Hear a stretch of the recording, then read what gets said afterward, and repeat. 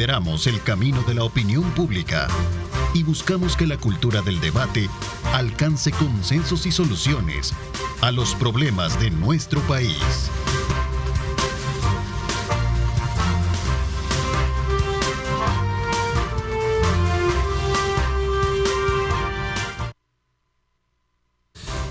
¿Qué tal, amigos? ¿Cómo están? Qué placer enorme saludarles en esta mañana de día lunes 17 de abril de 2023. Agradecemos a Dios Todopoderoso por darnos ese privilegio de poder ingresar hasta la intimidad de sus hogares. Como siempre, agradeciendo profundamente todo ese aspecto que tiene que ver con el tiempo y la credibilidad que nos han logrado designar a lo largo de estos años.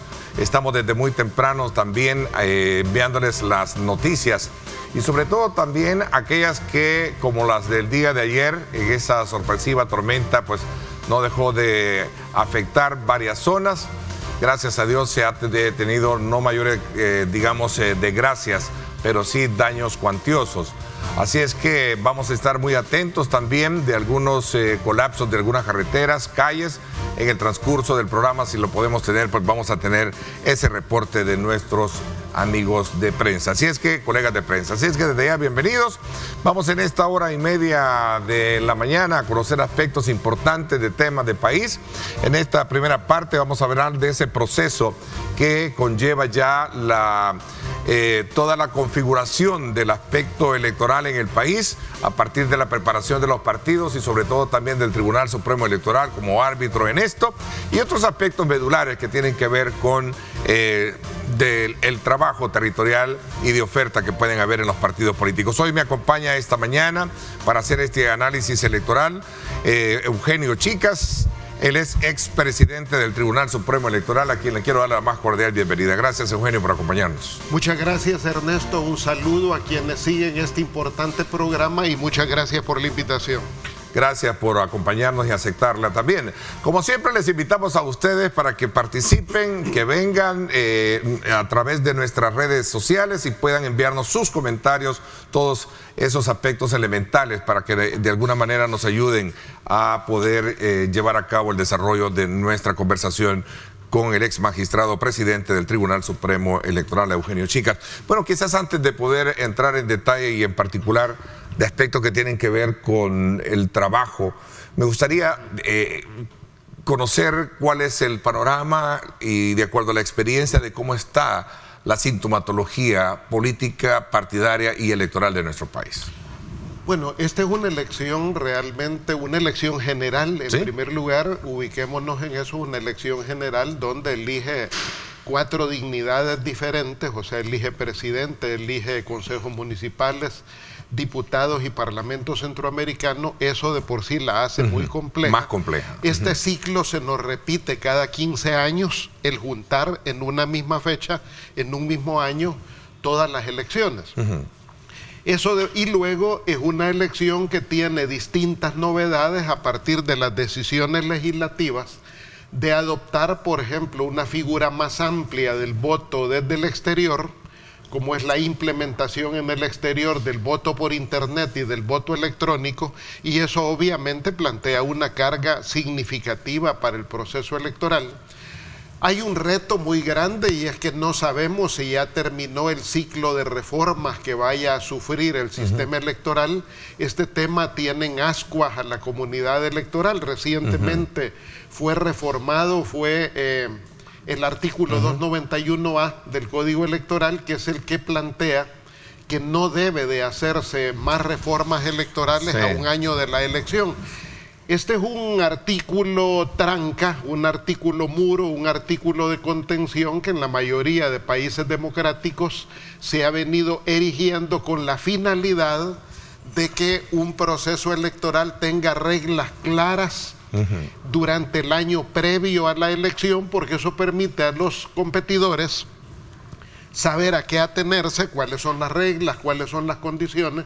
Por lo tanto, al dinamitarse el 291A, se deja un portillo que abre el espacio a reformas que puedan alterar esa condición. Por ejemplo, ¿cuáles reformas podrían venir que pueden alterar y que están en ciernes en la mesa legislativa? Uno, por ejemplo, la reforma sobre el transfugismo. O sea, actualmente la normativa electoral no permite, cuando una persona que fue electa por un partido y está en el ejercicio del cargo, renuncia a su partido y pretende candidatearse por un nuevo partido. Eso lo ha contenido el Código Electoral, no se reformó en tiempo, por lo tanto, al desmontar el 291A, esta es una de las presuntas... ¿Puede hacerse eso? O sea, no puede actualmente alguien que fue electo por una bandera, no puede candidatearse por otra. Entonces... Y ese fenómeno... Pero sí hay licencia para poder hacer la modificación y aplicarse, por lo que se hizo en la Asamblea Electoral. Por el 291, o sea, dinamitar el 291... Es como abrir para... Si quieres modificarlo, puedes hacerlo. Segundo elemento, por ejemplo, es hay un debate también legislativo dentro de la bancada de Nuevas Ideas para modificar el sistema de cocientes y residuos. Este sistema es el sistema JARE, que fue adoptado en El Salvador en 1961 y que, de modificarse, lo que ocurriría es que ese principio constitucional de favorecer a las minorías por medio de los residuos para que haya un mejor equilibrio de representatividad legislativa podría vulnerarse si se aplica esa reforma que tienen en discusión y que, bueno, tan cerca de la elección sería un elemento muy complejo. O sea, el tema de modificar los distritos implicaría también impactar dentro del tema de circunscripciones o solamente dentro del punto de vista de alcaldías. No, es para lo legislativo. Vamos, hay otras dos. Vamos por parte en Vamos por partes. Primero decía, tienen pendiente la discusión en la bancada CIAN legislativa, una reforma al sistema de distribución de cocientes y residuos que altera el sistema JARE vigente desde el año 61 en El Salvador. Eso es lo que haría es que el partido dominante tenga más diputados y la representación de medianos y pequeños partidos desaparezca. O sea, incrementa en ese caso el grado de poder de ejecutarse esa reforma, se concentra más poder en el partido de gobierno. Partamos de que fuera así y de acuerdo a la experiencia, Eugenio, ¿cuáles estarían en esa línea frágil de desaparecer? Bueno, ¿qué partido? Si eso pone en riesgo a Gana, pone en riesgo al PCN, por ejemplo, a cualquier partido que tenga el FMLN también, el PDC, por ejemplo, que tiene un tiene un escaño, ¿no? Vamos Nuestro Tiempo, que son los que tienen menor grado de participación. Los partidos con más territorialidad, como el Frente y Arena, no tendrían mayor problema. Son los pequeñitos los que se enfrentan a eso. Aclarado. Hay dos reformas adicionales que están ahí en ciernes.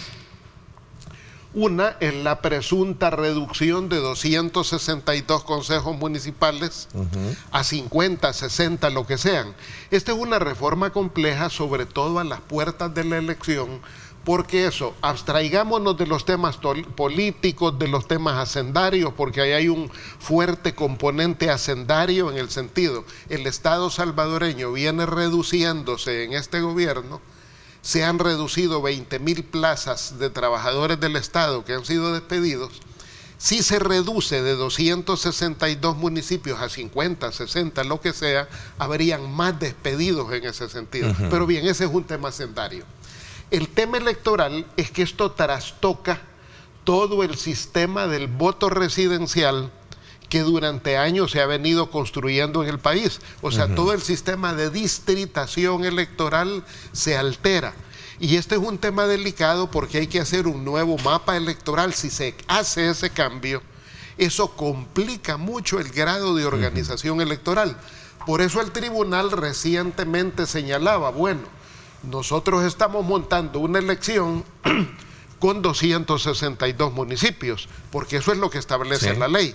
Claro, la Asamblea Legislativa con la mayoría CIAN puede modificar eso, o sea, no hay nada que lo impida, pero lo grave en este caso es que al haberse vulnerado el 291A del Código Electoral se abre una puerta de reformas en un periodo muy cercano a la elección y sobre todo en una elección muy compleja por la cantidad de cargos que se eligen y en una elección muy compleja por la cantidad de reformas que están de por medio. Y luego la otra reforma pendiente que ellos han anunciado, que es muy popular, por cierto, es la más popular, es reducir el número de escaños en la Asamblea Legislativa.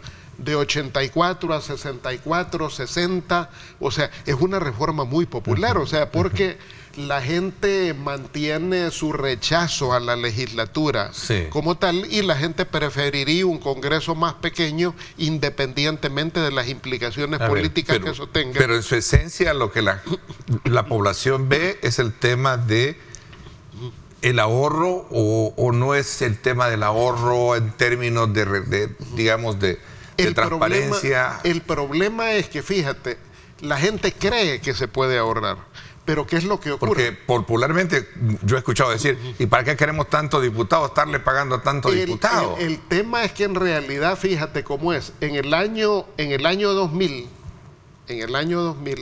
la legislatura tenía un presupuesto de 16 millones de dólares, con 84 diputados, en el año 2000. En este año en que estamos, en el año 2023, siguen habiendo 84 diputados y el presupuesto ya no es de 16 millones, sino de 58. O sea, y con que aún se han despedido 2.000 trabajadores de la Asamblea Legislativa, pero el presupuesto no disminuyó. O sea, la gente cree que se va a disminuir el presupuesto y por eso ve bien reformas de esa naturaleza, pero la experiencia es otra. Pero bien, ese es un tema sendario. Más bien, el tema electoral como tal en el que estamos es que si se reduce el número de diputados, se complica la representación territorial de la gente en la Asamblea Legislativa. O sea, ¿por qué? Actualmente te pongo Chalatenango, que es un territorio tan grande, con 33 municipios. Chalatenango tiene 3 diputados. Para un diputado representar un territorio y representar los intereses de la gente, interactuar con la gente, con sus intereses, con sus propuestas, es complejo. Si se reduce la legislatura, ese tema va a ser mucho más complejo. Pero bien, son temas que se están manejando de manera populista y no a partir de herramientas. Por ejemplo, la reducción de los municipios adolece de un tema fundamental, y es que no ha habido censo de población desde el año 2007. Al no existir un censo de población, ¿bajo qué parámetros se puede establecer qué municipio absorbe a cuál? ¿Qué municipio, por ejemplo, tiene mayor peso poblacional, mejores condiciones de organización municipalista, mayor, por ejemplo, dinamismo de la gente organizada dentro de ese municipio? O sea, no hay parámetros técnicos para decir, este desaparece y este se queda. Mi departamento, Cuscatlán, por ejemplo, hay una preocupación, porque según esa propuesta, de Cuscatlán, donde hay 16 municipios, solo quedaría en la iniciativa que están discutiendo Suchitoto y Cojutepeque. Y el problema, por ejemplo, de todos los municipios del sur, ellos cuestionan, dice, si Cojute no atiende los problemas de sus cantones, ¿cómo va a atender como alcaldía la problemática del resto de municipios que sean absorbidos por esa municipalidad? Claro, ¿por qué? Porque también sabemos de que ha sido recortado el FODES. Entonces, por lo tanto, este no solo es un tema sendario, este es un tema de desarrollo y por lo tanto una reforma electoral de esa naturaleza pues pone en riesgo la situación. ¿Qué otros riesgos? Ok, que dejemos ahí un poquito. A ver, todo este entretejido de reformas o modificaciones o metamorfosis que puede tener el mapa político partidario electoral, si en algún momento se lleva a cabo, ¿a quién beneficia directamente? ¿La administración oficial actual? Las reformas que están siendo ejecutadas tienen una extraña intención. Ahí mezcló un aspecto político con uno electoral. Para los que seguimos los temas electorales desde la comunidad internacional, yo me dedico a eso, soy consultor en temas electorales, nos ha extrañado de por qué del manoseo del sistema electoral, si los números del presidente Bukele son tan positivos, si él, como dice tener, es tanto apoyo popular, ¿por qué tanto manoseo al sistema electoral? Esa duda, que es una duda de orden político, intriga. ¿Por qué? Porque, por ejemplo, si han hecho cosas que trastocan, por ejemplo, en el tema del voto del exterior, ¿qué es lo que ha ocurrido? Esa decisión de trasladar todos los votos o buena parte de los votos del exterior y ubicarlos en el departamento de San Salvador, porque en San Salvador se eligen 24 diputados y por lo tanto ellos presumen tener una gran simpatía en el exterior, pero esa simpatía la concentran en San Salvador para alterar esa circunscripción con votos foráneos. Es un tema muy delicado. ¿Por qué? Porque había otras maneras técnicas de poderlo hacer. ¿Cuál era la manera técnica recomendada por quienes seguimos el tema electoral? Era que si la persona no había declarado un departamento de origen o no tiene, por ejemplo, actualizado su documento de identidad o vota con un pasaporte vencido, sencillo, coja el lugar de origen de la madre o del padre y envíelo en ese caso a La Unión, a San Miguel, a Usulután, distribuya los votos de acuerdo al origen familiar del elector.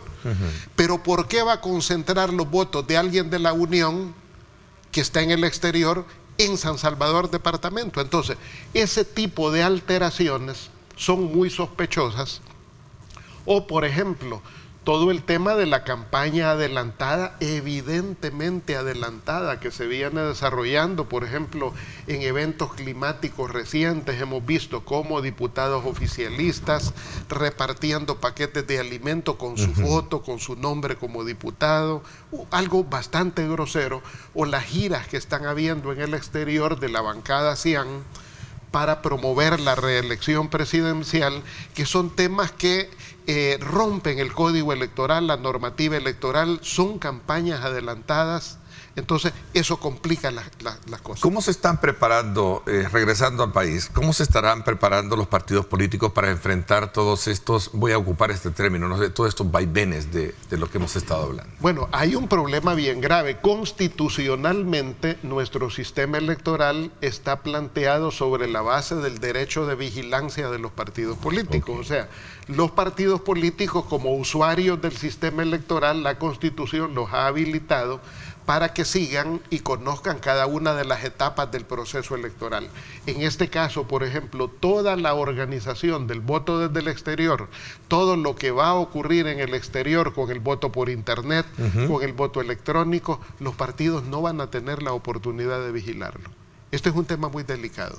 Un tema muy delicado que desde la comunidad electoral internacional se les viene advirtiendo, porque también se han abierto algunos portillos que vulneran la credibilidad del evento electoral y que no es un tema atinente al Tribunal Supremo Electoral. Debo de deslindar aguas en ese sentido, porque en definitiva las reformas que están ocurriendo tan siquiera fueron consultadas con el Tribunal Supremo Electoral.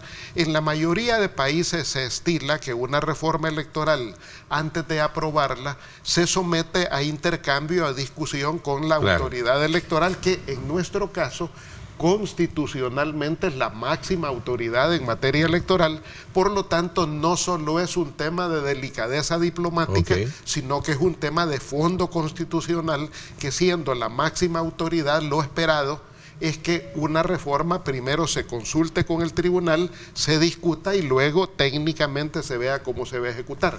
Por ejemplo, implementar el voto en el exterior sin un registro de votantes del exterior es sumamente delicado, no solo por los aspectos de la credibilidad del proceso electoral, sino también por el problema de la organización logística del proceso electoral. Por ejemplo, Los Ángeles se presume que es un lugar donde vive cerca de 1 millón de salvadoreños. En la ciudad de Los Ángeles, en Estados Unidos. ¿Cuántos irán a votar? No sabemos. Y en un parque en el distrito tal de Los Ángeles, donde se monte un sistema de votación por el Tribunal Supremo Electoral, ¿cuántas mesas va a montar? ¿Cuántas máquinas va a montar? No se sabe porque no hay padrón. Y entonces, ¿cómo va a ser? O sea, hay problemas de orden logístico, operativo, organizativo, de planeación, que no se pueden resolver así como quedó la ley. Otro elemento, votar con documentos vencidos extraños al documento oficial, que es el DUI. Por ejemplo, votar con pasaportes, esa ley tiene una falencia muy grave. Y es que decidió la legislatura CIAN que se vote con pasaporte vencido, pero no determinó hasta qué generación de pasaportes. Por ejemplo, ni determinó si el pasaporte, si está deteriorado, si es válido o no es válido. No lo dice la ley. Entonces, ahí podrán llegar a votar personas con un pasaporte deteriorado, con un pasaporte de los años 60, 70, 80, cuando, por ejemplo, nuestro sistema de pasaportes solo tiene respaldo de base de datos desde el año 82. De antes no hay, y se ha emitido solo en los últimos, desde el año, de la firma de los acuerdos de paz para acá, en estos últimos 30 años, se han emitido 2.400.000 pasaportes en el exterior. Ok, a ver, ¿qué acciones o medidas podrían o podrán legitimar o desestimar todos estos cambios de que estamos hablando? Bueno, yo creo que en primer lugar debiera de haber un acuerdo en el sentido de no ejecutar más reformas con la cercanía que tenemos ya de la elección. ¿Por qué? Porque la elección va a comenzar técnicamente el 4 de enero. Ojo, en El Salvador vamos a votar el 4 de febrero y el 3 de marzo. El 4 de febrero vamos a votar por presidente y diputados, 4 de febrero, y el 3 de marzo vamos a votar por alcaldes y parlamento centroamericano. Pero en el exterior van a empezar a votar un mes antes, de manera con el voto por internet, desde el 4 de enero. O sea, nosotros estamos virtualmente a 8 meses de la elección. Entonces, a 8 meses de la elección, no es recomendable, más allá de cualquier consideración política, ideológica, no. Es un problema técnico de organización electoral, de seguridad electoral. No es recomendable seguir ejecutando reformas que metan ruido, que pongan en riesgo la organización del evento electoral. Punto 1. Punto 2. Yo creo que el Tribunal Supremo Electoral y el Estado salvadoreño, el gobierno de El Salvador, debieran abrirse a mecanismos de supervisión internacional en este proceso electoral. ¿A qué supervisión me refiero? Naciones Unidas, la OEA, Centro Cártel, el CELA, o sea, UNIORE. Hay distintas misiones de observación, de acompañamiento internacional, que podrían contribuir a darle transparencia, a dar certeza de cómo se están haciendo las cosas.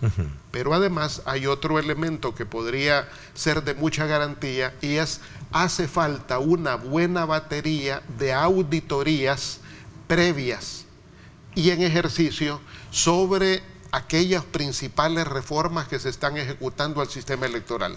Por ejemplo, hay cambios en el tema de las personas que van a votar. Por ejemplo, hay que auditar cuál es la base de datos para poder votar con pasaporte. Hay que auditar la cantidad de DUI vencidos que van a participar en esta elección y qué certeza, qué seguridad tengan.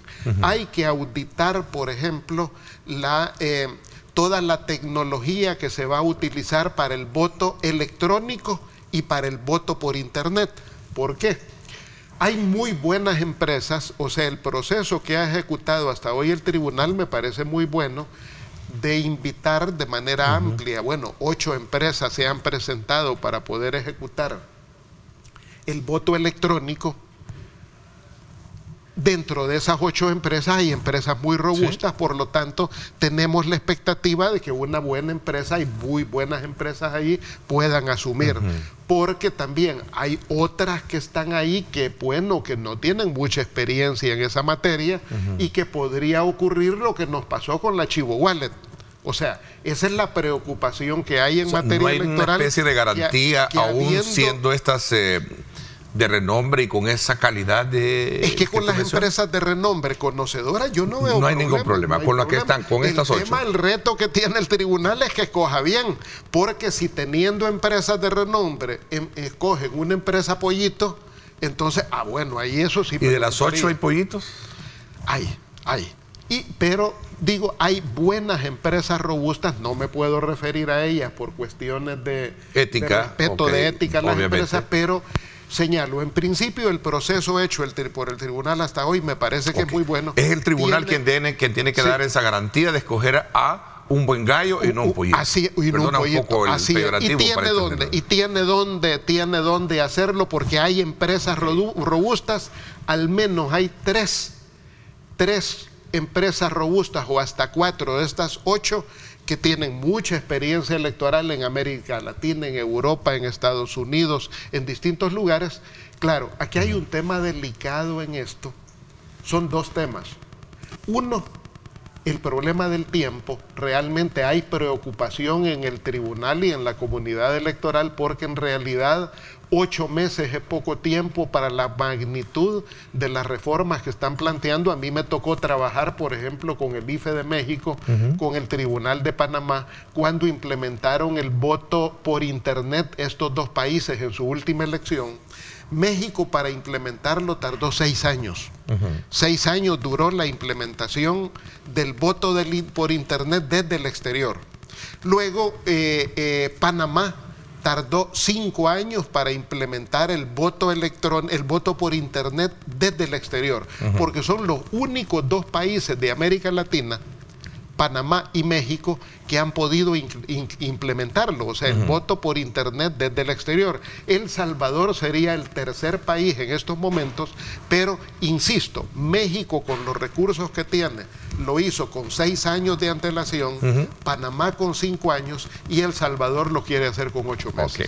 Estamos prácticamente en esa frontera entre garantizar todo un proceso, si no se mueven, si no se llevan a cabo todas estas modificaciones que hemos hablado en esta primera etapa del programa, ¿cierto? Sí. De hecho, esto pasa para que los partidos políticos también tengan reglas claras. ¿Qué piensan ver en los partidos políticos? Quisiera que examináramos los partidos políticos. El tema de los partidos... Pero me voy a ir a una pausa y regresamos con eso para ampliarnos más en digamos, lectura, en este análisis que estamos haciendo respecto a toda la estructura legal y que tendrá este proceso electoral que vamos a tener los salvadoreños. Vamos a la pausa. Gracias por estar con nosotros.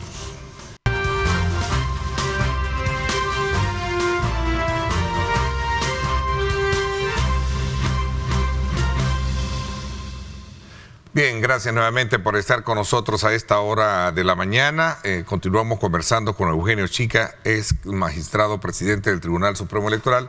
Pero antes voy a pedirle un espacio de tiempo para ponernos digamos, en actualización con relación a todos aquellos inconvenientes que ha generado precisamente esa fuerte tormenta que el día de ayer, en horas de la noche, pues golpeó fuertemente, especialmente áreas de la capital. Voy a hacer un contacto con nuestro compañero de labores, periodista Luis Mendoza, quien se encuentra desde la colonia Montserrat, para que nos haga un recuento de daños causados precisamente por esta tormenta de ayer domingo. Hola, buenos días, Luis. Cuéntanos un poco cómo está la situación. Entiendo que hay cierre de algunas principales calles también en la capital, árboles caídos que todavía no se han levantado. En fin, quisiera que nos dieras un recuento al respecto. Hola Ernesto, qué bueno poderlo saludar esta mañana. También un saludo a su invitado. Como lo mencionaba, diversas afectaciones las que sucedieron en horas de la noche debido a la fuerte tormenta que se registró. Como lo mencionaba, también me encuentro en este momento en la calle Montserrat, donde a mis espaldas se encuentra uno de los árboles caídos durante la noche. Quiero comentarle que Protección Civil trabajó durante toda la madrugada para poder despejar esta arteria, ya que este árbol de grandes magnitudes pues cubría la calle completamente. Han sido diversas afectaciones, no solamente acá, en la mayoría de arterias de San Salvador hubieron afectaciones por árboles caídos, como el que se encuentra en la Alameda Manuel Enrique Araujo, que en este momento, hay que mencionarlo, también se encuentra bloqueada el paso que lleva desde El Salvador del Mundo hasta la Ceiba de Guadalupe, ya que ahí hay un árbol que está caído sobre el paso de desnivel. De igual forma, diversos árboles como en la colonia San Luis, Luis, también en la colonia, en este caso la Satélite, y de igual forma hay otros árboles que cayeron, como también en las fuentes Beethoven. Y no solamente árboles caídos, hay que mencionar que también se dieron inundaciones, como a los alrededores del Salvador del Mundo, la 49 Avenida Sur, y también en la zona de la Universidad de El Salvador se dieron inundaciones en las calles. Actualmente en distintas arterias hay trabajadores de protección civil como también de obras públicas que se encuentran haciendo la remoción de escombros y también la remoción de algunos árboles caídos. Hay que mencionar, Ernesto, de que Protección Civil a las 11 de la mañana estará dando un balance general de todas las emergencias que se han registrado en esta fuerte tormenta que cayó en horas de la noche de este pasado domingo. Este es el informe, Ernesto, de algunas afectaciones que han sucedido acá en la capital. Como lo repito, Protección Civil estará dando el balance general. Gracias, Luis. Sí, en efecto, queríamos un poco poner al tanto a nuestra población sobre este tipo de estragos que dejó esta tormenta de anoche domingo y que sin duda alguna pues ya las autoridades están manos a la obra limpiando y levantando todos aquellos árboles que se habían caído. Así es que te agradecemos muchísimo por ese reporte. Gracias por ponernos en actualización de esta situación. Continuamos nuestra conversación con Eugenio Chicas, expresidente del Tribunal Supremo Electoral, que nos acompaña esta mañana. En una primera instancia, una lectura específica sobre toda digamos, las reglas del juego que están colocadas sobre la mesa previo a los comicios que vamos a desarrollar. Pero hablemos ahora también sobre la preparación de los partidos políticos frente a este otro escenario, como lo hemos descrito en esta primera parte, ¿no? Desde los partidos políticos creo que hay 3 retos muy importantes. El primer reto es enfrentarse al hecho de una presunta reelección presidencial inconstitucional. Este es un reto para los partidos. ¿Por qué? Porque es inédito. Nuestra Constitución, por ejemplo, nuestro diseño constitucional parte de 1841, que es cuando se establece la República, después del fallido del proceso de integración centroamericana. De entonces a hoy hemos tenido 8 distintas constituciones y cada una de ellas ha tenido claramente establecido el principio de la alternancia en el ejercicio del poder. Por lo tanto, el que hoy los partidos políticos enfrenten la amenaza de una presunta reelección de parte del presidente Bukele, pues que es un tema que altera las reglas de juego. ¿Por qué? Porque algunos, por ejemplo, tienen dudas de participar o no. Por ejemplo, en la sociedad política existe la duda, bueno, y si participamos, ¿no estaremos legitimando, por ejemplo, el hecho de la reelección de Bukele? Entonces, eso ha estado en ciernes en la discusión. Ese me parece que es uno de los principales factores que distorsiona. Ok, en el caso específico, quedémonos ahí antes del segundo. En el caso muy específico de tu partido, tú has sido enfático en, digamos, en opinar de que no debería de llevar una candidatura presidencial, el FMLN. Esto pese al interés que tiene también Manuel Flores, ¿verdad? Así es, sí. Que él sí dice que va a correr precisamente va a someterse a estas elecciones internas de partido para salir, correr por una precandidatura y luego la candidatura. ¿Tú qué piensas? El tema es bien sencillo. El FMLN, mi partido, no estamos en este momento en condición de disputar la presidencia de la República. ¿Por qué no estamos en condición? Porque obviamente recién salimos de una debacle electoral de los últimos procesos electorales que claramente nos señalan en las encuestas que no tenemos las mejores preferencias para ese tipo de competencia.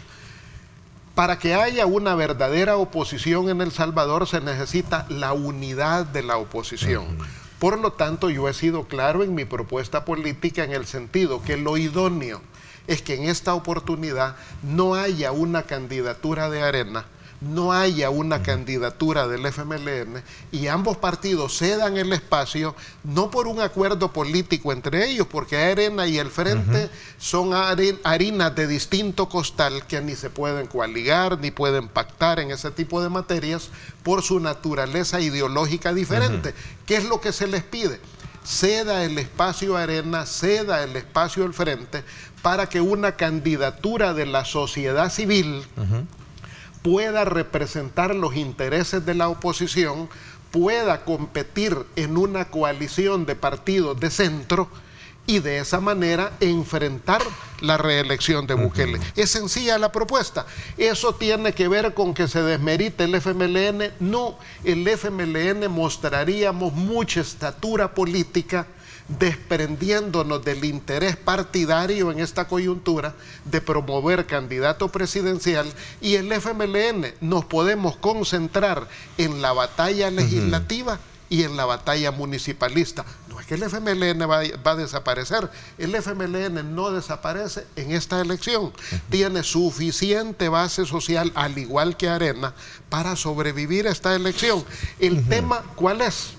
El tema es cómo incidir estratégicamente en que la sociedad como oposición esté bien representada y unificada para enfrentar el proyecto autoritario de Bukele. Aún y cuando estadísticamente las encuestas no auguran una mayor, digamos, realidad existente para estos partidos. Fíjate que por eso al principio, va cambiando este proceso es muy fotográfico, porque son procesos fotográficos, ¿no? Es muy importante tu reflexión y pregunta, en el sentido que a todos nos ha extrañado que si Bukele, como dicen los números de sus encuestas y sus estudios y su propaganda, tiene semejante nivel de apoyo popular, ¿y por qué está manoseando y atropellando tanto el sistema electoral?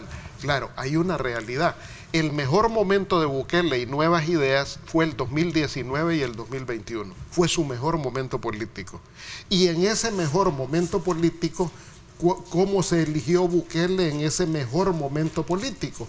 En ese mejor momento, por ejemplo, el grado de aceptación que tuvo Bukele para ese entonces, pues no pasó. Por ejemplo, en el año 2019 Bukele ganó. Votó el 51.88% del padrón, 51.88% del padrón. Fue la menor votación presidencial. Con Salvador había votado el 56%, con Mauricio Funes había votado el 62% del padrón y con Saca había votado el 67% del padrón. Con Bukele votó el 51.8% del padrón y de eso él obtuvo 1.434.000 votos, que es el 27.23% del padrón. En la elección del 2021, de un padrón de 5.389.000, solo votó el 50.21% del padrón, estos son datos oficiales, y de esos Nuevas Ideas obtuvo 1.218.000 votos, que es exactamente el 22.60% del padrón. ¿Qué quiero decir con eso? 22.60. No es cierto que Bukele tenga el 92, 94, 93% de apoyo popular. O sea, hay datos oficiales. A ver, pero lo dicen instituciones de respeto como la UCA, lo dicen. Sí, pero el dato electoral, o sea, ¿cuál es la diferencia?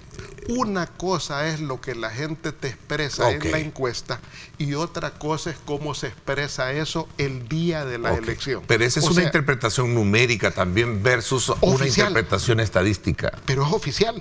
O sea, estos números no me los invento. Cualquiera lo invito a entrar a la página oficial del Tribunal Supremo Electoral, donde están todas las estadísticas de elección, y ahí está lo que votó por Bukele. Lo que votó en una elección y una segunda elección. Entonces, en esta elección, ¿qué es lo que está ocurriendo? Hay miles de criminales de pandilla, qué bueno que estén presos. Uno objeta el hecho que hay miles de inocentes presos. Pero en concreto, hay 106.000 privados de libertad en El Salvador en estos momentos. Unos son criminales, otros son inocentes, etc. Hay 106.000 familias que resienten el trato que el sistema penitenciario le está dando a esos privados de libertad. 106.000 familias. Esos son más de 400.000 votos. O sea, ahí hay muchísimas... Ese es un factor en contra de lo que podría ser contra él, versus también acciones que tienen que ver con el tema de la seguridad, que lo ve bien la población. Pero Y otros aspectos importantes dentro de su política de gobierno. Correcto, correcto. O sea, habrán muchas cosas que a él le atraigan votos. Y habrán otras como esas que no. Pongo otra cuestión.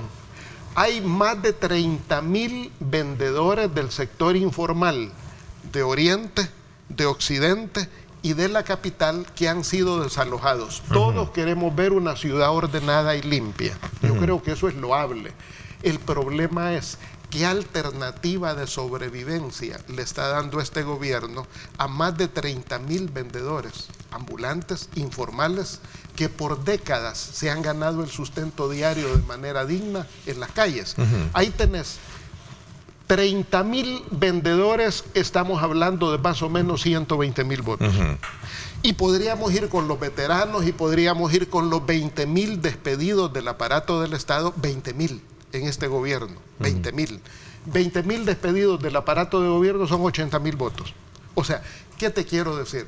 Bukele y los que seguimos el proceso electoral y sabemos de elecciones, sabemos que los números de Bukele no son los del 2019 ni son los del 2021, aunque francamente tenga su ventaja.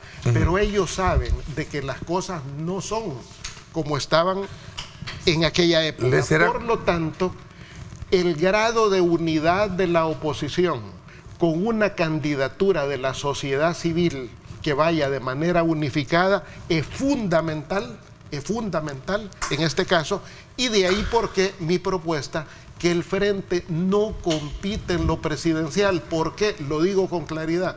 Si el Frente compite en lo presidencial y hay una candidatura de la sociedad civil, el Frente va a dividir a la oposición y el Frente le estará haciendo el favor a Bukele. A ver, pero en todo caso, los partidos políticos también no solo se enfrentan a esa realidad numérica como tú lo planteas, se enfrenta a una realidad social en la que creo que la gran parte de la población valora el hecho de que se ha logrado contener, no estoy diciendo y lo voy a contener, se ha logrado parar uno de los más grandes problemas que este país tenía, que era el tema de la delincuencia.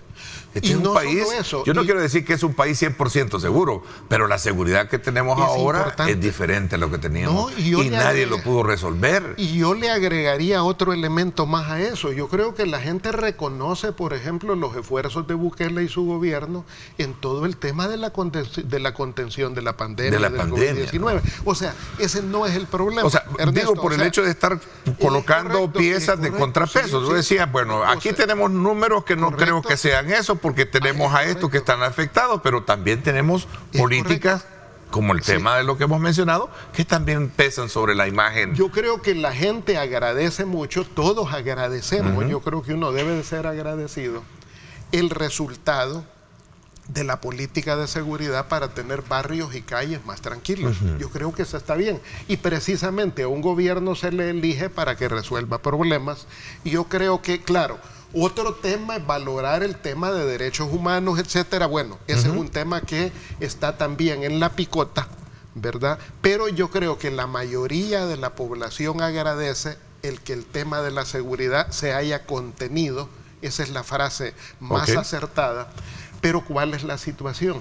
En la medida que se ha controlado y contenido el tema de seguridad, ha quedado al descubierto el esqueleto, los huesos, las bases de la crisis económica que está padeciendo el país, y esto es lo que está golpeando a la gente.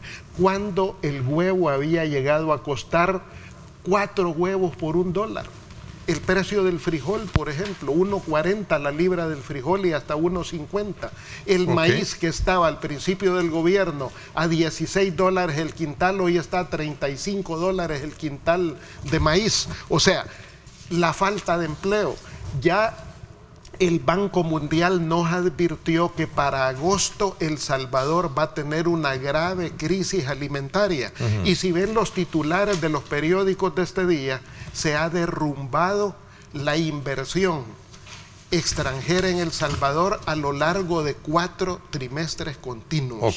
Veamos. Entonces, y eso señala un riesgo electoral bien delicado, y es que a las elecciones vamos a llegar con un bajo crecimiento económico con una alta inflación y con una grave crisis económica. ¿Le ayudará eso a Bukele? Ok, regresemos al tema de los partidos, que era la segunda, digamos, etapa de este análisis que estamos haciendo.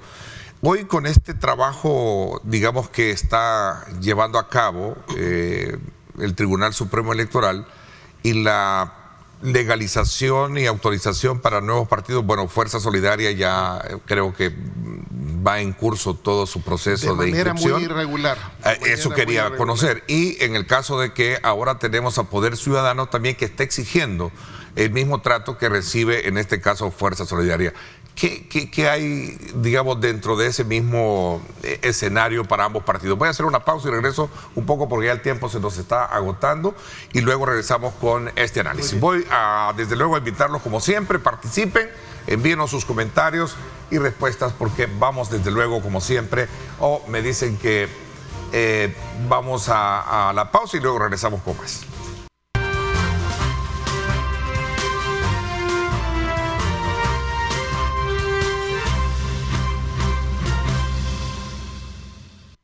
Bueno, quiero invitarlos también a que estén pendientes. Ya en unos minutos estará con nosotros el presidente de ANDA, el ingeniero Rubén Alemán, con quien vamos a hacer una evaluación con relación al impacto de las lluvias el día de ayer, sobre todo el sistema de distribución de aguas y por supuesto también de los nuevos proyectos que como gobierno se están haciendo para poder beneficiar a muchas familias con la distribución de agua potable en nuestro país. Pero antes cierro el ciclo así rapidito de la conversación que esta mañana tenemos con Eugenio Chicas, y es precisamente con el tema de la inscripción de nuevos actores dentro del proceso electoral.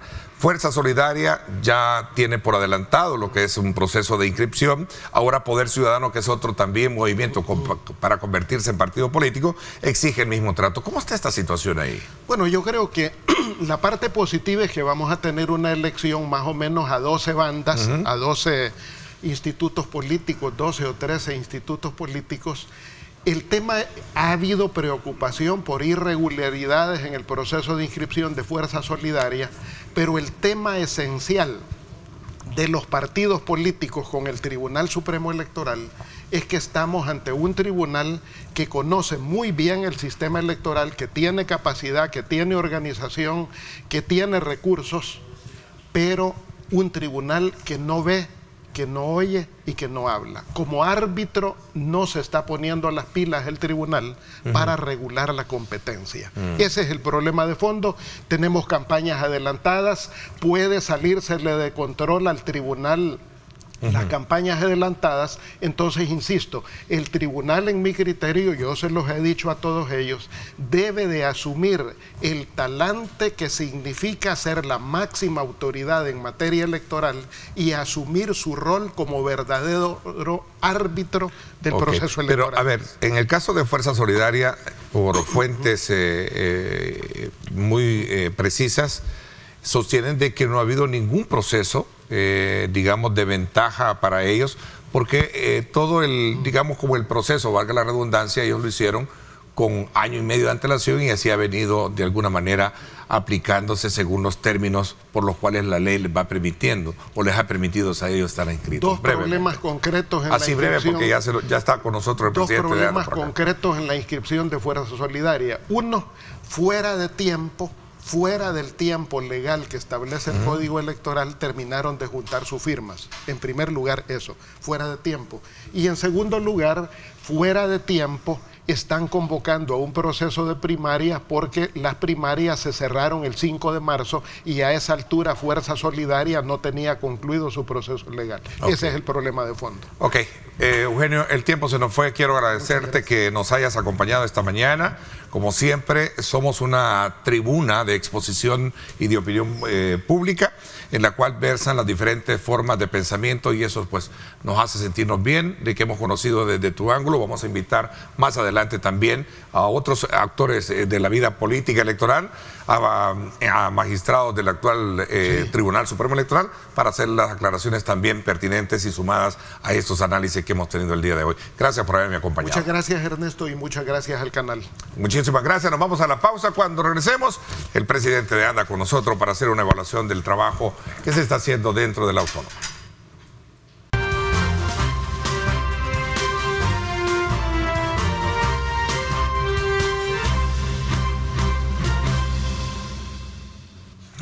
Bueno, gracias nuevamente por estar con nosotros. Vamos a esta segunda parte del programa para conversar con el ingeniero Rubén Alemán, presidente de la Administración Nacional de Acueductos y Alcantarillados, ANDA. Y vamos a hablar precisamente, quizás hoy, en lo más de información actualizada, que es precisamente el impacto que pudo haber tenido toda esta fuerte tormenta el día de ayer domingo. ¿Cuál es el informe que tiene? ¿Cómo está la red de distribución y si han visto se han visto afectadas o no? Bueno, buenos días. Gracias por la oportunidad de informarle al pueblo salvadoreño el quehacer institucional, y empezamos con lo sucedido el día de ayer. Bueno, tuvimos una tormenta, son esas lluvias transicionales del verano al invierno, y gracias a Dios en la región central, occidental, oriente no hubieron mayores afectaciones. Sin embargo, Ernesto, en la zona metropolitana tenemos varios cortes de energía, los cuales han suspendido todo el suministro de abastecimiento en algunos sectores. Y yo quiero agradecer al equipo que el día de ayer incansablemente estuvo monitoreando hasta altas horas de la noche cómo íbamos los sistemas. Hoy por hoy tenemos un equipo recorriendo una línea eléctrica para energizar, y aquí yo quiero hacer también un llamado a que por favor, paciencia, con el agua no es igual que la luz. Aquí se tarda un poquito más en rehabilitar los sistemas. Estamos llevando un monitoreo constante, pero también esto también nos hace un llamado a la resiliencia, a estar preparado. Lo comentábamos fuera de cámaras, variación climática. Por la transición en la que estamos entre el juego de la niña y el niño. Correcto. Que son fenómenos que de alguna manera pueden llevar a darnos sorpresas como la de ayer, porque lo de ayer fue algo sorpresivo. Yo creo que a todos nos agarró de improviso. No, exacto. Y para el impacto que tuvo, yo creo que como institución no hay mayores reportes de daños y pérdidas que lamentar. Sin embargo, sí tenemos todavía algunos sectores y algunas fuentes de abastecimiento sin energía, y esperamos durante el transcurso del día, rehabilitar nuestras redes sociales. Nuestros canales oficiales estarán informando paulatinamente la rehabilitación de los sistemas. Esto implica que podemos tener fallas de distribución. ¿En cuánto tiempo para las reparaciones y, digamos, cómo se le llama esto? Como el asolvamiento y lo que podría ser en su momento la calidad de agua que podamos recibir. Correcto. Mira, fíjate que yo creo que es un buen momento para explicarte lo siguiente. Generalmente, todo lo que es energía juega un papel clave en el abastecimiento. ¿Por qué? Porque ANDA tiene más de 500 plantas de bombeo y de rebombeo que dependen de la energía. Y si ustedes recordarán, y yo creo que lo comentamos en el último programa, tuvimos, gracias a la Agencia de Comercio y Desarrollo de los Estados Unidos, USDA, una subvención grande de $500,000, $500,000, para que nos hiciera ese estudio y esa línea base en materia de eficiencia energética en las principales 20 plantas de bombeo y rebombeo de San Salvador. ¿Por qué traigo esto a colación, Ernesto? Porque tomaron ellos la CIMA. Es un sistema independiente, 50,000 personas, y el día viernes tuvimos ya, después de varias semanas en el país, los análisis y las conclusiones preliminares. Y el 50%, y esto es un dato muy interesante, el 50% de todo el tema eléctrico en la CIMA, que es un sistema que consta de 6 plantas de bombeo y de rebombeo, está deteriorado. Se necesitan alrededor de $620,000 de inversión para poder rehabilitar completamente el sistema. ¿Y a qué me refiero? Ahí me refiero a que tú tienes bombas, tienes válvulas, tienes paneles de control que ya dieron su vida útil. Entonces, yo creo que es bien importante porque ahora se tiene esa visión técnica, ese deterioro que nunca se tuvo, y creo que es importante porque sin eso, Ernesto, el sistema no puede funcionar. Y yo sé que, y si tú te pones a pensar como institución, como principal operador de agua potable y saneamiento, nuestro enfoque debería ser producción.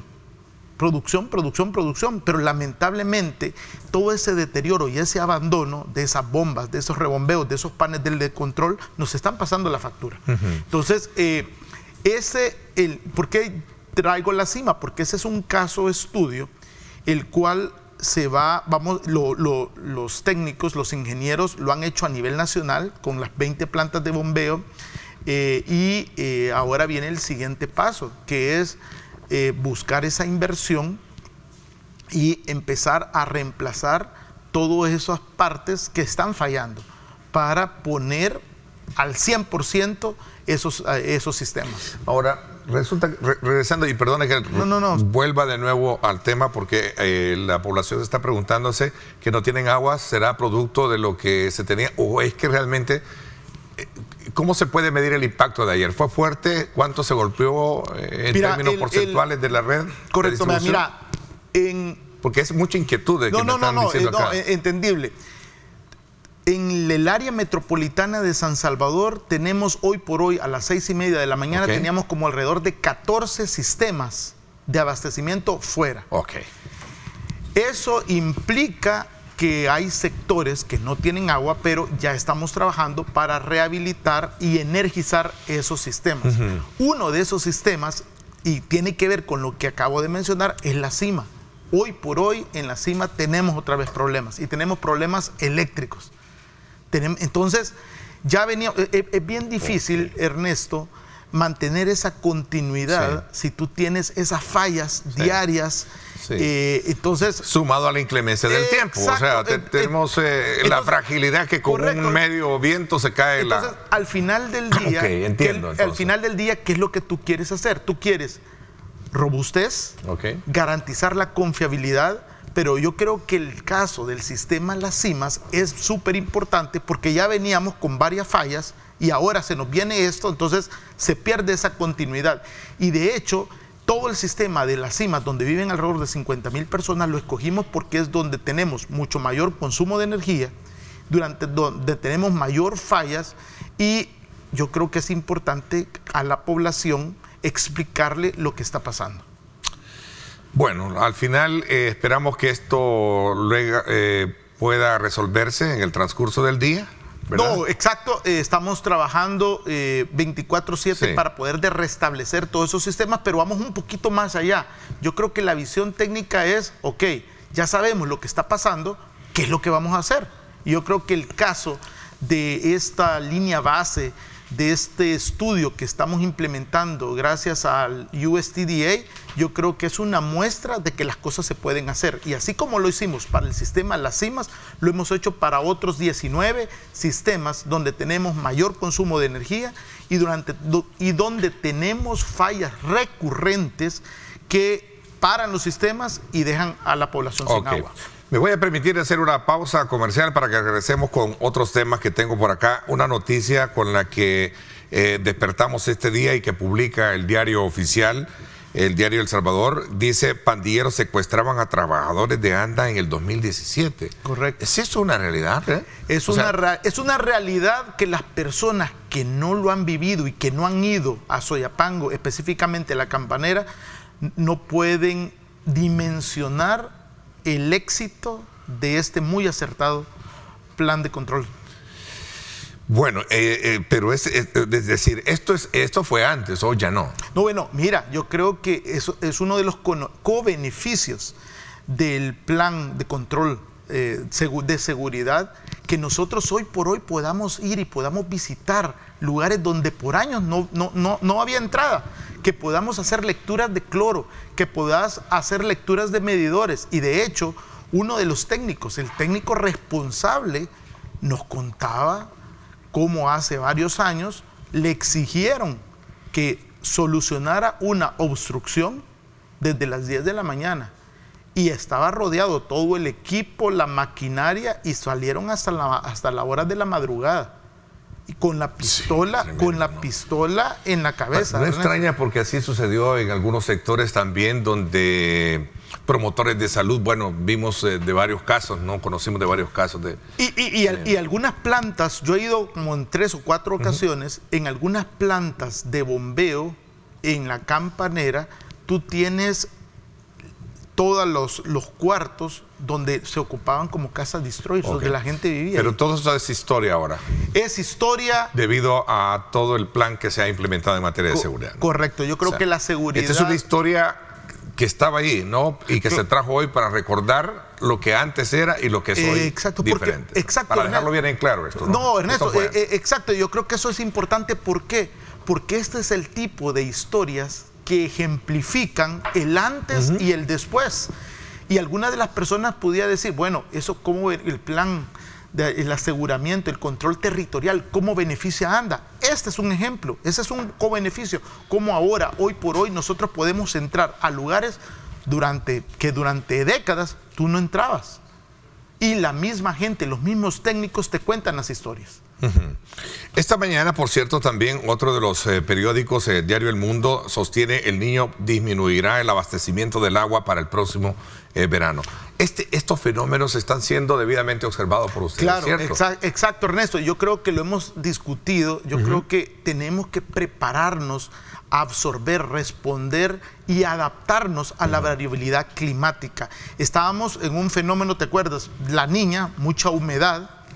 Este año se presentan condiciones neutrales, la Niña entrándonos al Niño, que significa sequía, pero tenemos que prepararnos para el próximo año, porque ese es el pronóstico, que vamos a tener un año muy seco y tenemos que, bueno, como institución y como gobierno, estamos preparándonos con inspecciones sanitarias, estamos visitando lugares, estamos sembrando árboles. Tú lo has visto, todas las inauguraciones que nosotros tenemos, sembramos ese árbol, porque creo que es importante apostarle a la infraestructura verde con un lente climáticamente sostenible y más que eso, reducir nuestra huella de carbono.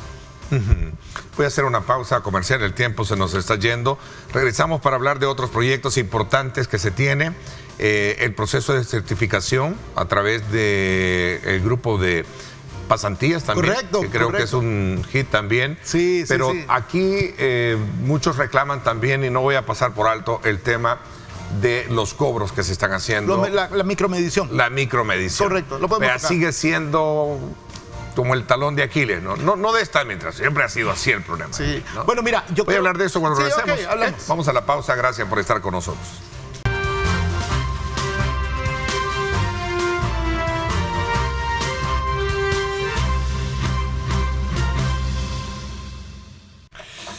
Bien, gracias nuevamente por estar con nosotros. Aprovechamos la presencia del presidente de ANDA también para hablar de importantes aspectos que tiene la autónoma, pero también del gran desafío que a lo largo de la historia última, no hablo de esta administración suya, presidente de ANDA, es el de poder resolver el tema de la micromedición, lo que nosotros decimos, las lecturas de contadores que me salen a mí con tarifas altas. Hay mucho reclamo de esto. ¿Qué respuesta se le da a la población? Bueno, mira, yo creo que, bueno, primero agradecerte la oportunidad de seguir esclareciendo conceptos. Creo que la micromedición es clave porque es la medida en la cual tenemos esa certeza de lo que consumimos. Y gracias a los nuevos medidores, hay bastantes hogares salvadoreños que se han dado cuenta que tienes fugas internas, que tu cisterna no funciona, que tenías una fuga subterránea que gracias a eso lo has descubierto.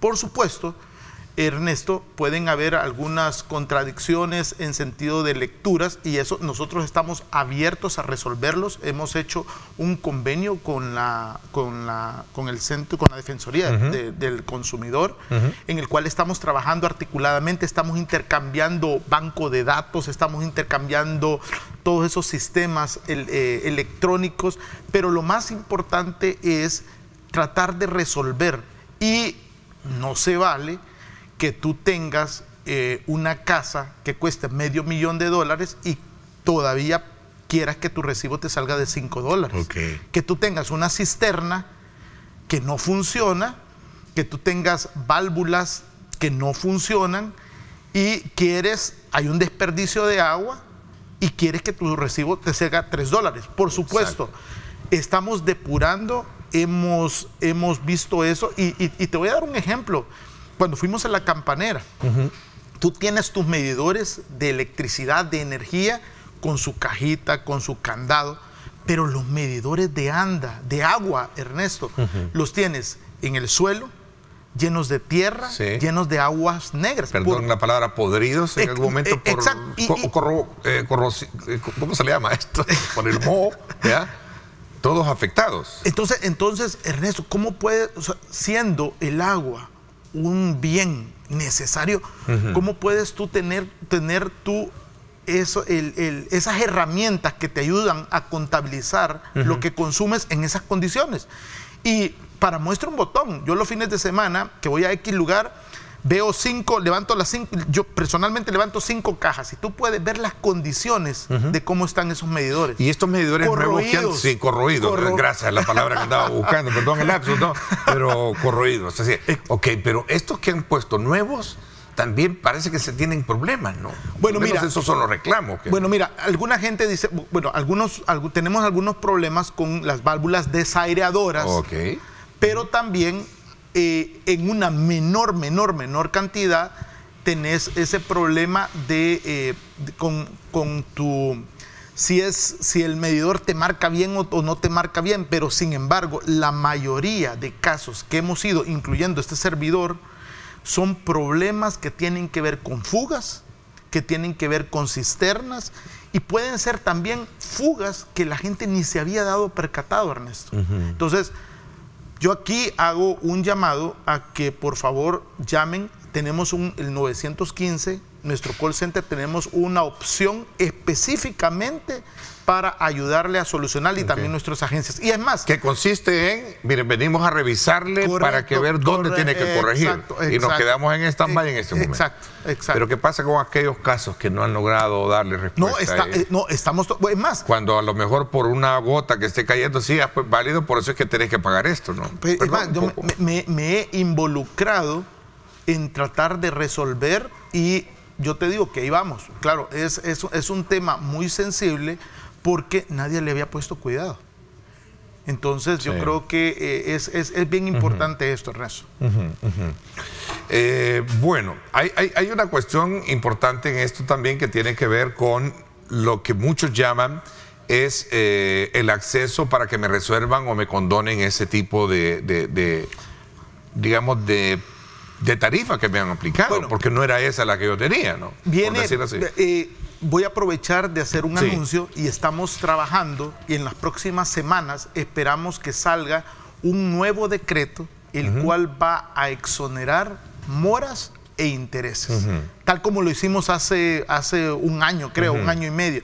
Esto va a permitir contribuir a ese saneamiento financiero que ANDA necesita. Y yo creo que el decreto que sacamos fue muy importante porque habían personas que desde hace décadas no se habían podido acercar a la institución, tenían unos montos increíbles, Ernesto, y gracias a eso pudieron sanear financieramente su situación y resolver. Entonces, estén pendientes que ya estamos trabajando en ese decreto. Presidente de ANDA, también cuéntanos un poquito sobre el proceso de certificación de pasantías, en qué beneficia y de qué manera está contribuyendo también para, digamos, actualizar el trabajo dentro de la autónoma. Bueno, yo creo que históricamente nunca se había hecho esto. Como institución hemos abierto las puertas a instituciones académicas en Estados Unidos para que vengan a ANDA y compartan ese conocimiento con instituciones locales también, con universidades y con nuestros empleados. Y hace un par de días estuvimos en la Universidad de Ozarks, bueno, ahí es donde yo me gradué, pero también firmamos un nuevo acuerdo con la Universidad de John Browns, también en Arkansas. Es una articulación con ESCO, con la Agencia de Cooperación. Nos acompañó nuestra embajadora de El Salvador en Estados Unidos, Milena Mayorga, y de verdad que este año son 18 estudiantes, 16 estudiantes los que vienen, Ernesto, los cuales van a compartir con estudiantes de universidades locales durante 8 semanas el quehacer en 4 áreas que creo que son claves para la institución: eficiencia energética, el call center, comunicaciones, y hemos abierto una nueva área, laboratorio, aseguramiento y control de calidad.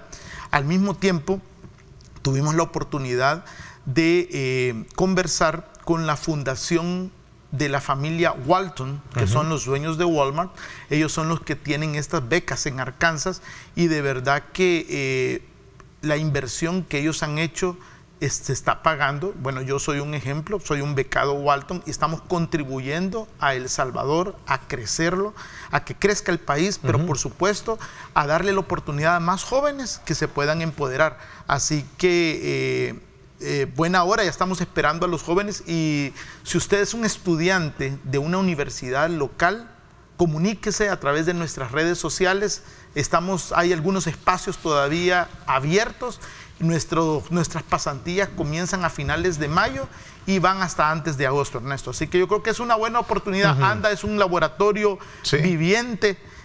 Tú puedes aprender de todo, pero más que yo creo que el verano de ellos son sus vacaciones. Más que eso, también mostrarles el ambiente de seguridad que se respira en El Salvador, y yo creo que eso es fundamental.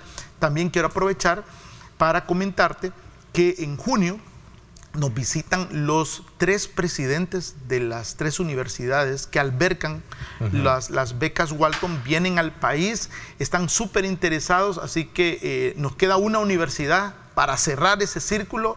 Esperamos hacerlo pronto, pero creo que es de verdad que va a ser una muy buena oportunidad. Qué bueno. Pasemos a hablar acerca de este otro sistema de distribución de agua para Santa Tecla, me dicen. Zona norte. ¿Qué es la zona norte? ¿No? Bueno, el sistema correcto, de zona norte, correcto. Santa Tecla es la que se ve más directamente afectada por la falta de agua, ¿no? Yo sí quiero hacer un llamado a tener que nos tengan un poquito de paciencia. Santa Tecla se ha visto afectado en los últimos días por una serie de variaciones, por decirlo así, que afectan la continuidad del servicio, pero tenemos que recordar de dónde se abastece Santa Tecla. Santa Tecla se abastece de sistema Zona Norte, un sistema que data de los 80s, con un 80% de deterioro, Ernesto. Pero ya sabemos la enfermedad. ¿Cuál es la cura? Bueno, gracias al BID tenemos un préstamo de $100 millones que ya estamos trabajando en varios componentes, en varios frentes, y uno de los principales componentes es la rehabilitación del sistema, que incluye la rehabilitación de pozos, perforación de nuevos, todo ese cambio hidráulico, hidromecánico, eléctrico de un sistema que viaja 20 kilómetros aproximadamente, cuyo uno de sus targets es Santa Tecla, y de verdad que nos está pasando la factura, un sistema casi de 40 años, como lo dije, con un deterioro electromecánico casi del 80%. Lo bueno es que esperamos que en este año podamos ya hacer esos movimientos de tierra y ponerlo a punto. ¿Y cómo puedo concluir o resumir esto?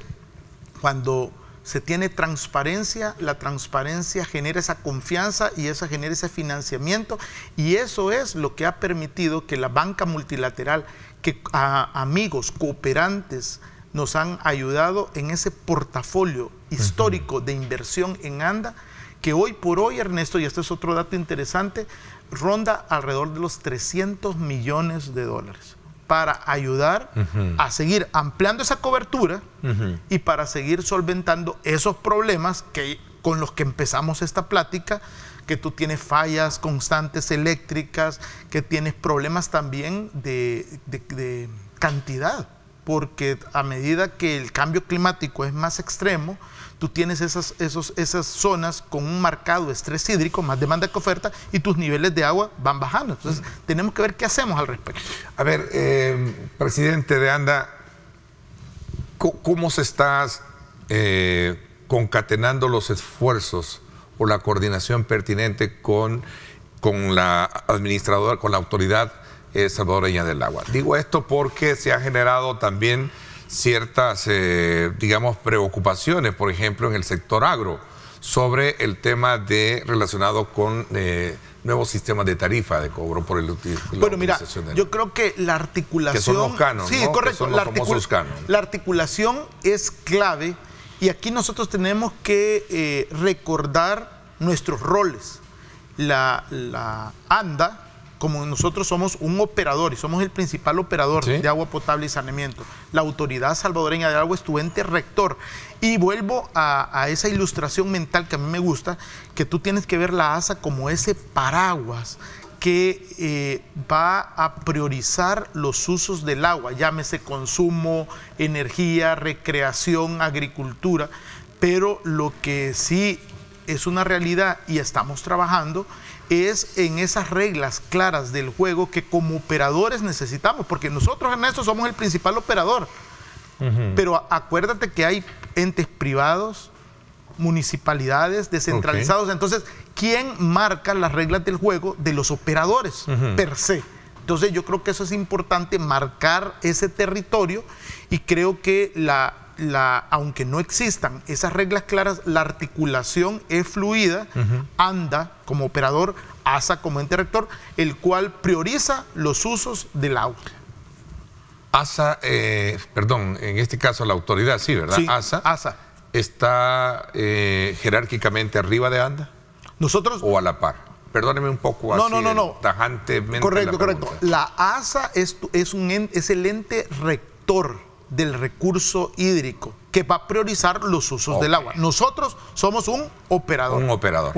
Me queda claro. ANDA inauguró una agencia en el Paseo del Carmen, me preguntan para acá. También debería de preguntarle, Ernesto, ¿por qué no colocan asfalto para dejar la vía en óptimas condiciones luego que reparan las fugas? Bueno, nosotros de verdad estamos trabajando, ese es uno de nuestros retos constantes, los cazafugas, tú los has visto. Sí.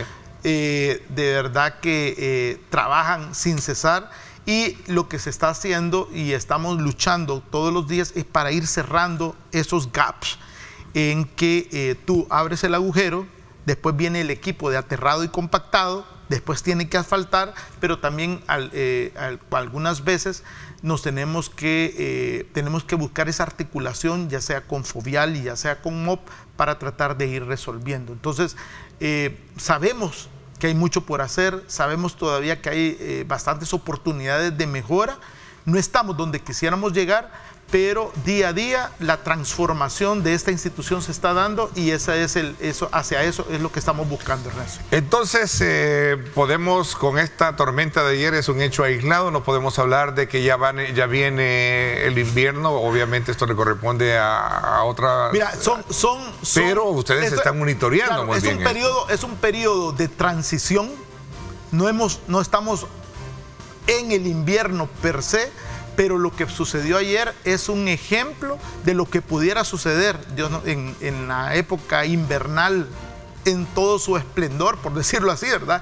Y eso, la reflexión que nos hace es a seguir preparándonos, a seguir articulados, y como gobierno estamos listos para responder a la población. Ok, como siempre, Rubén, es un gusto compartir con usted. Información actualizada de ANDA y sobre todo también respuestas que la población quiere conocer y de cerca con relación al tema de la distribución, los cobros y otros temas relacionados con tarifas. Bueno, gracias por la oportunidad. Pendientes a través de nuestros canales oficiales, de nuestras redes sociales, mantendremos informados, actualizándolos sobre la rehabilitación de los sistemas que hoy por hoy están fuera debido al fenómeno climatológico del día de ayer.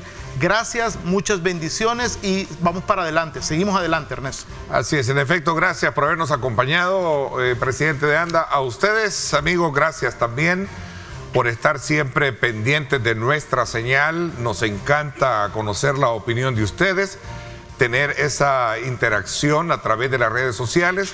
Gracias por acompañarse de nuestros programas. Por mi parte, esto es todo por hoy. Pásenla bien y, como siempre, recuerden lo más importante: amar a Dios sobre todas las cosas.